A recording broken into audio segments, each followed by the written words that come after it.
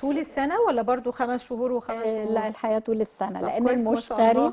الله. ما أنا عشان كده بقول الأكثر حظا، يعني المشتري في الأول 5 شهور في وضع داعم جدا، بيخليهم منظمين، عندهم قوة، عندهم حماس، يعني يثبتوا نفسهم، يحققوا مكاسب. ولما بيتنقل بعد كده، بيتنقل للمنزل السادس، ده منزل العمل الإيجابي والمنزل الصحة الإيجابي، تمام. فبيخليهم عندهم برضو طاقة ونشاط مستمر وإصرار إن هم يوصلوا لأهدافهم.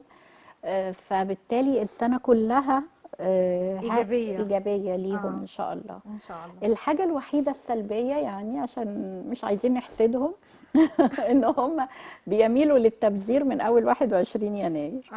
اه، بس يعني إن هم بقول لهم يعني فرملوا شوية. شوية مصاريفكم، عشان ما تضيعوش اللي انتوا بتكسبوه.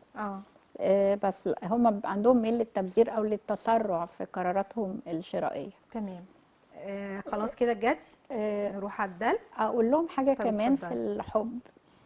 في الحياه العاطفيه بشوف ان هم عندهم تغيير في يعني مش هيغيروا شريك حياتهم، لا، هيغيروا اسلوبهم. يعني هم متحفظين، مم. هم في السنه الجديده عندهم استعداد يعبروا عن مشاعرهم طب كويس. على غير اه، طبيعتهم. غير العادة بتاعت الوجه اه، الجدي. اه، بالظبط.